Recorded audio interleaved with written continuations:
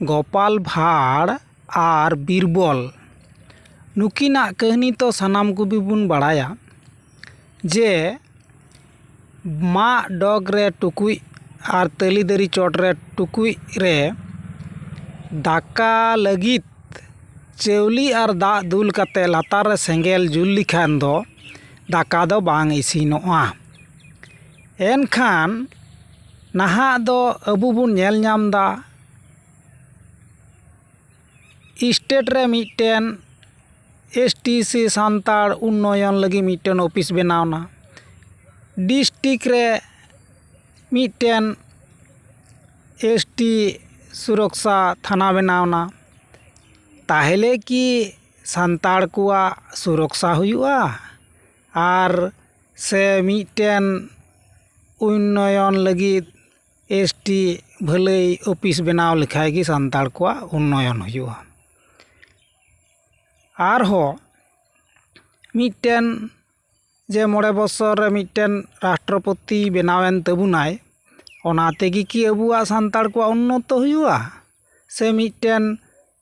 मुख्यमंत्री से मिटन प्रधानमंत्री अबु सान्ताड़ बनाव कते गी उन्नत हुई तबुना।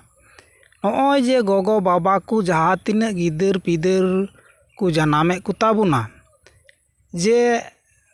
नीत पर्यंत 15टी राष्ट्रपति को हुईना। एनखान कोनो स्टेट रे इना बছर रे 15टी मुख्यमंत्री बाको बनाव कना। ताहले गोगो तकु कि निये रे भली गिदरे बाको बनाव दड़िये को कना से बाको जनाम दड़िये को कना। मुख्यमंत्री लायक से प्रधानमंत्री लायक से राष्ट्रपति लायक। और हो जहाँ तीना स्कूल कॉलेज यूनिवर्सिटी रे जहाँ तीना ऑलोग पढ़ाव को सेड़ाए कुआ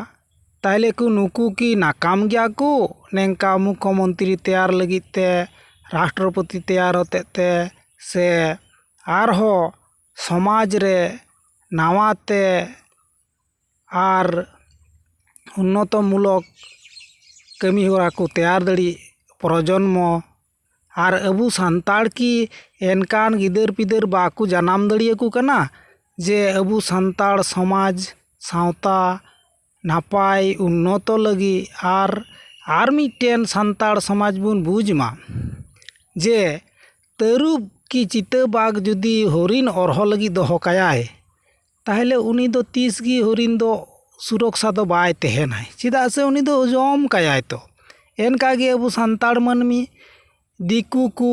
से प्रशासन भरसा रेबुन सुरक्षा बुन कोयक काग कना ओना दो बांग अबू प्रतिटी परिवार रे प्रतिटी गो बाबा निजेर सुरक्षा निजे तेगी दोहो हुई तबुना। और हो जे परे रासाय दुर्गा पूजा जहाँ को मिता कान स्कूल बुन सेटर का कुआ कॉलेज बुन सेटर का कुआ तिहिन पर्यंत रिसार्च मा और नेल कुमा तीना बीए एमए पास कते अबुरन गिदरे जखन नेंका गी ᱧᱩᱨᱩ मेना को ताहले चिदा आदो परे परे ओना गाडा रे बुन बोलक काना। और ऑलोग पढ़ाव तेगी जुदी कोनो उन्नत बनू तबुना ताहले ऑलोग पढ़ाव बुन बगिन मा। और हो जहाँ को मिता कान सानाम कोगी को मिता बुना निये हाना अबू तो बाडाय बुन से अबू दो हरिन कना बुन से मानमी मुद रे हो जेमन पशु मुद रे भाग मिना तुयु हाडगार तरुब जतो हड़ को जिल को जम गया मानमी मुद रे हो भाग मिना जाति धर्म को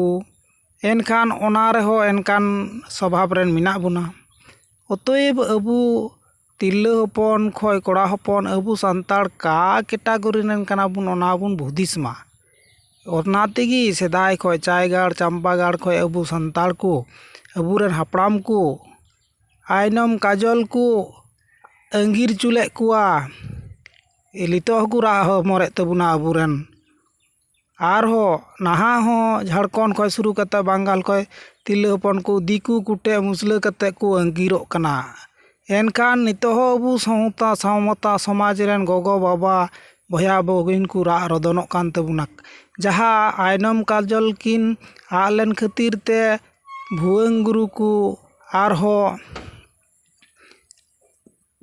ᱡᱟᱦᱟᱸ ᱛᱤᱱᱟᱹᱜ ᱫᱟᱸᱥᱟᱭ ᱵᱚᱸᱜᱟ ᱨᱮᱠᱚ ᱨᱟᱜ ᱨᱚᱫᱚᱱᱟ, ᱦᱚᱢᱚᱨ ᱦᱟᱞᱟᱝ ᱟᱠᱚ ᱥᱮᱨᱮᱧ ᱛᱟᱞᱟᱛᱮ, ᱮᱱᱠᱷᱟᱱ ᱟᱵᱚ ᱱᱤᱛᱚᱜ ᱦᱚᱸ ᱟᱵᱚ ᱥᱟᱶᱛᱟ ᱥᱚᱢᱟᱡᱽ ᱫᱚ ᱱᱤᱛ ᱦᱚᱸᱭ ᱨᱟᱜ ᱦᱚᱢᱚᱨ ᱫᱟᱭ ᱟᱨ ᱨᱟᱜ ᱨᱚᱫᱚᱱ ᱫᱟᱭ᱾ ᱱᱤᱭᱟᱹ ᱫᱚ ᱟᱵᱚ ᱦᱩᱫᱤᱥ ᱢᱟ ᱟᱨ ᱥᱟᱱᱟᱢ ᱜᱚᱜᱚ ᱴᱷᱮᱱ ᱜᱮ ᱱᱮᱦᱚᱨ ᱛᱟᱦᱮᱸᱭᱮᱱᱟ ᱡᱮ ᱟᱯᱟᱱ ᱟᱹᱯᱤᱱ ᱜᱤᱫᱽᱨᱟᱹ ᱠᱚᱫᱚ ᱟᱹᱰᱤ ᱟᱸᱴ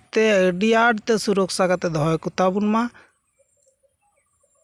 ᱡᱮ ᱦᱟᱲᱟᱢ ᱩᱢᱮᱨ ᱨᱮᱱ ᱞᱟᱹᱣᱲᱤᱭᱟᱹ ᱫᱚ ᱟᱵᱚᱨᱮᱱ ᱜᱮ ᱵᱮᱱᱟᱜ ᱢᱟᱠᱚ, ᱮᱴᱟᱜ ᱦᱚᱲ ᱞᱟᱹᱜᱤᱫ ᱫᱚ ᱵᱟᱝ᱾